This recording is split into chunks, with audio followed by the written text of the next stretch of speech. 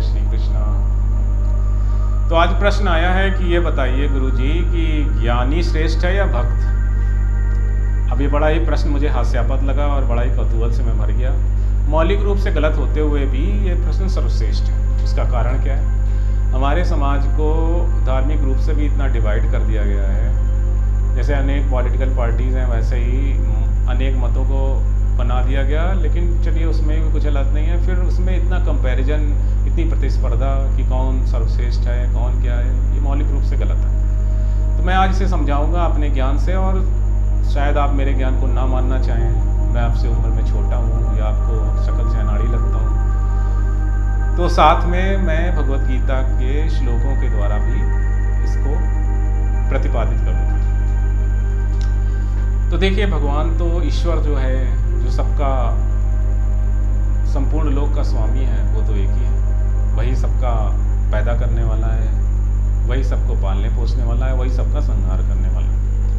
लोग कहते हैं उसके तरफ जाने का ईश्वर एक है, रास्ते अनेक हैं। मैं तो कहता हूँ रास्ता भी एक ही है। जब ईश्वर एक है तो रास्ते अनेक कैसे हो सकते हैं? रास्ता एक ही है। हाँ, बस ये बात है कि उसमें हम अलग अलग वाहनों में बैठे जा रहे हैं, अलग अलग गाड़ियों में बैठे जा रहे हैं। किसी गाड़ी का कलर कुछ है, किसी गाड़ी की स्पीड कुछ है, कोई गाड़ी नई है, कोई पुरानी है, कोई धुआं ज़्यादा छोड़ रही है, कोई हो सकता है कोई गाड़ी उल्टा ही भाग रही हो। लेकिन सभी उस ईश्वर के एक मार्ग पे जा रहे हैं। सबसे पहले हमें ये बात जानना जरूरी है। तो जब हम एक मार्ग पे जा रहे हैं तो अच्छा है, क्यों किसी की गाड़ी में टक्कर मारो। सब ट्रैफिक के जो नियम है उनका पालन करते हुए अपनी गाड़ी चलाओ। सबसे पहली बात तो ये है ना। फिर दूसरी बात यह है कि जब सभी एक ही रास्ते में जा रहे हैं तो सबकी मंजिल एक है, तो कोई सर्वश्रेष्ठ कैसे हो सकता है? सब अपना चले जा रहे हैं, किसी से कंपटीशन तो चल नहीं रहा है। मेन चीज़ है मंजिल पे जाना। जो मंजिल है उस पर फोकस करिए, कंपटीशन तो चल नहीं रहा है। फिर दूसरी बात यह है कि अब हम ये समझते हैं, जो हमारा मूल प्रश्न है, ज्ञान योग क्या है, भक्ति योग क्या है। फिर इसके अलावा भी बहुत सारे डिवीज़न बना दिए हैं, प्रेम मार्ग और सूफी मार्ग और पता नहीं क्या क्या दुनिया में। तो मौलिक रूप से दो ही रास्ते हो सकते हैं। देखिए, जो पिछला वीडियो मेरा चेतना शक्ति का था, वो आप जरूर देखिए। जब सृष्टि का निर्माण होता है तो ड्यूअलिटी पैदा होती है, द्वैतवाद पैदा होता है। आप प्रकृति में उसका उदाहरण हर जगह पाएंगे, वहीं से हम सीखते हैं। तो चेतना और शक्ति बनाई गई, दिन और रात, स्त्री पुरुष, सुख दुख, सभी कुछ बनाया गया। तो इसी तरह उस एक रास्ता जो ईश्वर का जाने का था, उसके दो प्रारूप बने।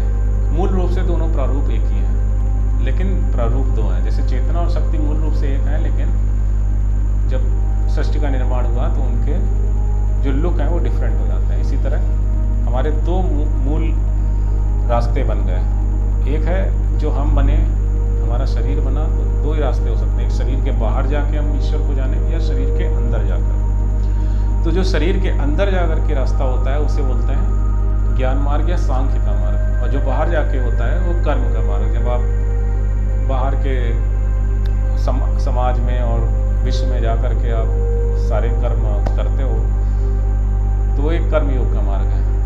अब वो कैसे मार्ग हैं उसके ज़्यादा मैं डिटेल में यहाँ जाकर के, यहाँ पे मैं अपने आप को थोड़ा लिमिटेड रखता हूँ, नहीं तो बहुत बड़ा वीडियो हो जाएगा। तो यहाँ पे मैं केवल ये समझाना चाह रहा हूँ, मौलिक रूप से केवल दो ही रास्ते हैं, एक अंदर जाके जानने का, एक बाहर जाके जानने का। ज्ञान योग, सांख्य योग, और दूसरा कर्म योग।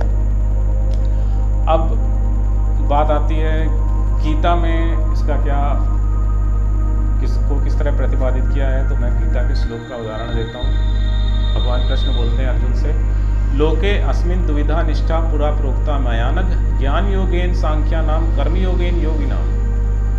श्री भगवान ने कहा, हे निष्पाप अर्जुन, मैं पहले ही बता चुका हूँ, आत्म साक्षात्कार का प्रयत्न करने वाले दो प्रकार के पुरुष होते हैं। कुछ इसे ज्ञान योग द्वारा समझने का प्रयत्न करते हैं, और कुछ इसे कर्म योगेन योगिनाम, कर्म योग के द्वारा समझने का कोशिश करते हैं। अब यहाँ पर जो मैंने आपको बताया उसी को भगवान कृष्ण ने अर्जुन से भी बताया।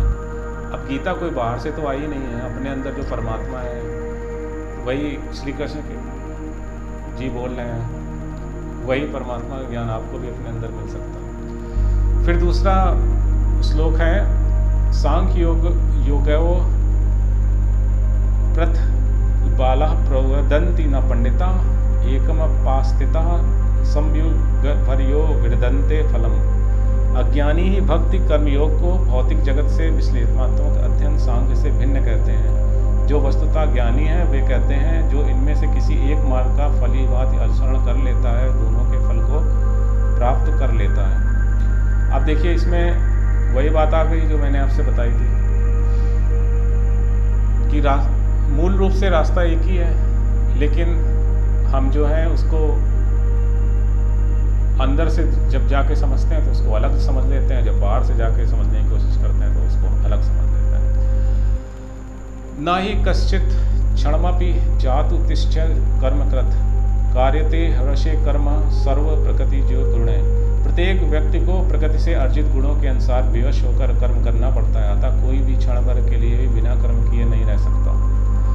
अब आप अंदर जाकर के भगवान को जाने या बाहर जाकर के जाने, आपको क्रियाएं तो करनी पड़ेंगी। बस ये फ़र्क इतना है कि बाहर जाके आप जब कुछ करोगे तो कर्म जो है वो अलग हो जाएंगे, जब आप अंदर जो करके करोगे वो थोड़ी सी क्रियाएं अलग हो जाएंगी, और शारीरिक क्रियाएं फिर भी वही रहेंगी। आपको भूख लगेगी, प्यास लगेगी। मैं अपवादों में अभी नहीं आ रहा कि लोग भूख और प्यास पर विजय प्राप्त कर लेते हैं, एक नॉर्मल वक्त की बात कर रहा हूँ कि आपकी शारीरिक क्रियाएँ होंगी वो तो सेम ही होंगी, भले आप अंदर जाके ज्ञान प्राप्त करने की कोशिश करो या बाहर, तो क्रियाएं नहीं रुकती, रास्ता एक ही है।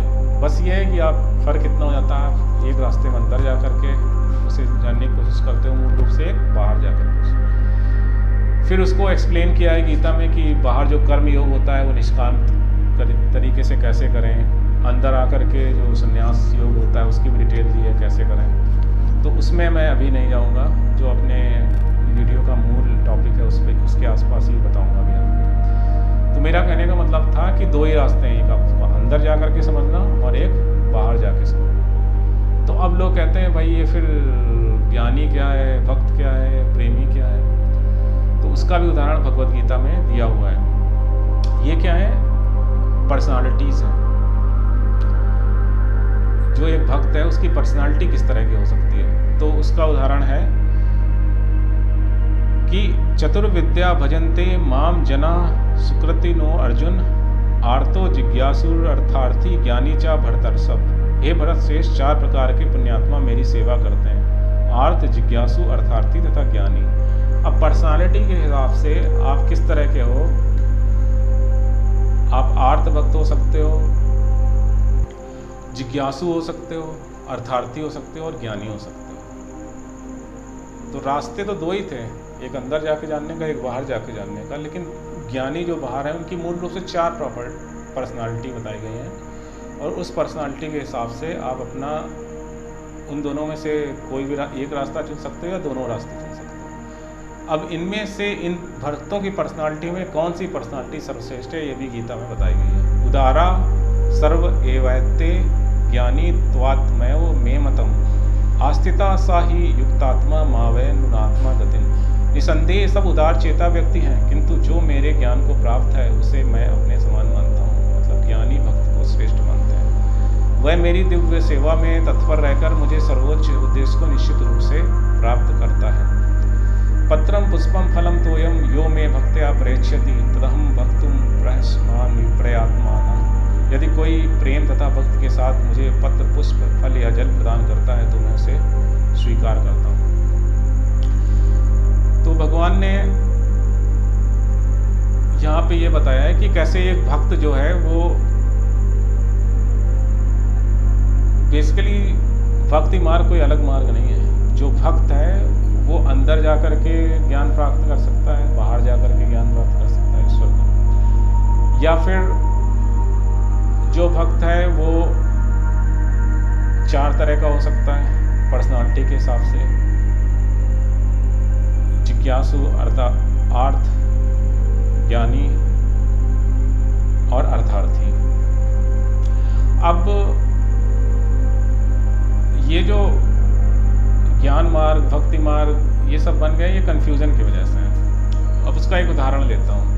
जैसे लोग कहेंगे कि अगर भक्ति मार्ग जैसी कोई चीज़ नहीं है तो फिर मीरा का, सूरदास का या तुलसीदास जी का ये क्या मार्ग था? ये क्या भक्ति मार्ग नहीं था? वो भक्त थे, लेकिन क्या वो ज्ञानी नहीं थे? आपको क्या लगता है जो ज्ञान आप केवल आंख बंद करके मेडिटेशन लगा के प्राप्त करते हो वही ज्ञान है? उसमें जो ज्ञान मिलता है वो एक भक्त को भी मिलता है, जिसको आप तथाकथित भक्त बोलते हो। अब वो ज्ञान क्या है? वो गीता में दिया हुआ है।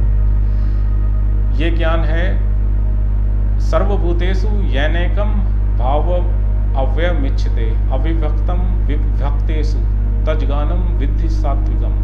जिस ज्ञान से अनंत रूपों में विभक्त मेरे सारे जीवों में एक ही अविभक्त आध्यात्मिक प्रकृति देखी जाती है, उसे ही तुम सात्विक ज्ञान। तो जो सात्विक ज्ञान है, जब आप समस्त लोक में परमात्मा को देखते हो, वही सच्चा ज्ञान है। और वो सच्चा ज्ञान मीरा भी प्राप्त कर सकती है, बुद्ध भी प्राप्त कर सकते हैं, अर्जुन भी प्राप्त कर सकता है।